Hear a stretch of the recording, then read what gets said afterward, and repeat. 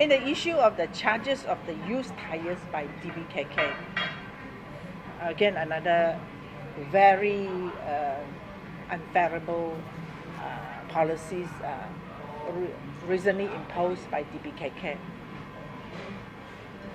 Basically, I am very disappointed that DBKK's decision to impose charges for dumping the old tires. I call on the DBKK to immediately abolish the decision of charging fees for the disposal of the tires. I am concerned this fees charge policy will be passed down to the consumers eventually, as announced by the president of the West Coast KEADILAN and Interior Tire Dealers Association. She announced that unless DBKK stop this decision or this policy, charging a few $100 per ton, I think $500 per ton of disposing the used tires to the site, landfill site, they are going to pass this charge to the car owners. Now, our people are now having hard times now with the slowdown of the economy. There's no dispute about it. Times are bad now.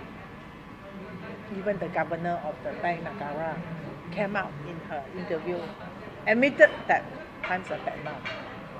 So people have to be prudent in their spending. Many people actually are struggling just to survive nowadays. The decision to charge such exorbitant fees for the disposal of the tires certainly no question about it, will burden the car owners further. Most of us owns cars. Now, if with the decision of the DBKK for charging for the disposal of tires, every one of us car owners are affected. You see, for the last 20 years, the disposal of the old tires to the Gaya Madan landfill was never charged. Am I correct? It was never charged for the last 20 years. Why all of a sudden DBKK wants to impose such charges, $500 per every ton, for dumping the old tires into this same site that have been used for the last 20 years? If the mayor of DBKK refuses to listen to the calling of the people, as usual, he does that most of the time, I call on the minister and the chief minister to intervene on his decision. It is a very unfavorable policy to the people. The decision has a far-reaching impact and affects all the car owners financially, as the policy to charge fees for dumping old tires includes I remember that includes commercial vehicle, private vehicle, commercial vehicle, buses, lorries, and eventually all these costs, the additional cost for the charges, will be passed on to the consumers, and who are the end recipients, who have no say at all on the policy that affects them the most. For example, a lorry, he's here to carry all the raw materials, flour, vegetables, all the things from one point to another, and he has to change his tire, and he has to pay extra $500 per ton for the old tire that he had used.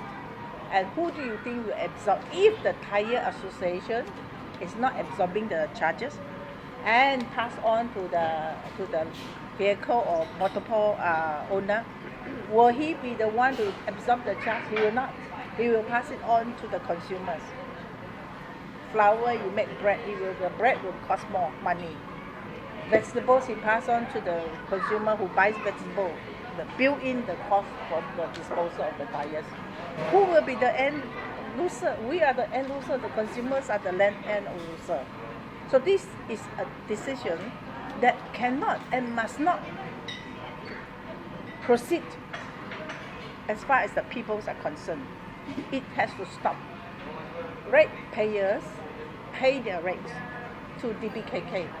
Nobody knows It's not transparent how DBKK uses his money, the income collected from the rate.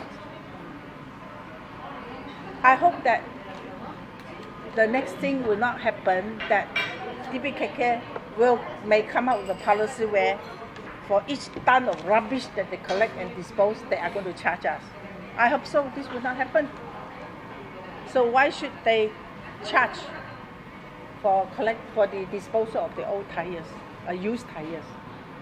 This is a very, very bad decision, unfavorable to the consumers, to the people of Kota Kinabalu. And put things worse, I understand that the district council of Penampang and Tuaran are dumping their old or used tires in the same site without any fees charged. It is a double standard policy then by the DBKK, if that's the case.